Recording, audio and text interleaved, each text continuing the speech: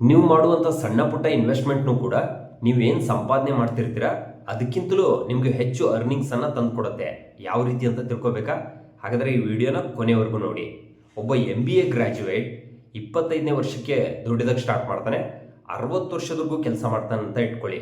Total 35 ವರ್ಷ ಕೆಲಸ ಮಾಡ್ತಾನೆ. ಅವನಿಗೆ ಆವ್ರೇಜ್ ಸ್ಯಾಲ್ರಿ ಬಂದ್ಬಿಟ್ಟು ಪರ್ ಮಂತ್ 1 ಲಕ್ಷ ಇರುತ್ತೆ ಅಂತ ಇಟ್ಕೊಳ್ಳಿ. 35 ವರ್ಷ ಕೆಲಸ ಮಾಡಿದ್ರೆ ಅವನ ಟೋಟಲ್ ಅರ್ನಿಂಗ್ಸ್ ಬಂದ್ಬಿಟ್ಟು 35 ವರ್ಷಗಳಲ್ಲಿ 4,20,00,000 ಆಗುತ್ತೆ.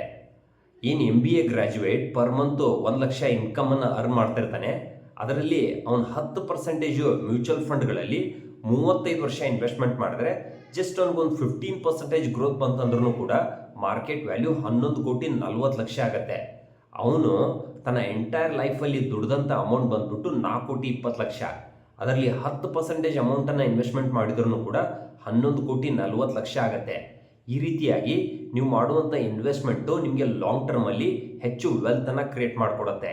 ಅದಕ್ಕೋಸ್ಕರ invest regularly and invest for long term. Moral of the story ಏನಂತಂದರೆ, don't just work for money, make your money work for you. ಸ್ನೇಹಿತರೆ, ಇದೇ ರೀತಿ ಇಂಟ್ರೆಸ್ಟಿಂಗ್ ಮಾಹಿತಿಗಾಗಿ ತಪ್ಪದೆ ಲೈಕ್ ಮಾಡಿ, ಫಾಲೋ ಮಾಡಿ ಮತ್ತು ಕಮೆಂಟ್ ಮಾಡಿ. Thank you.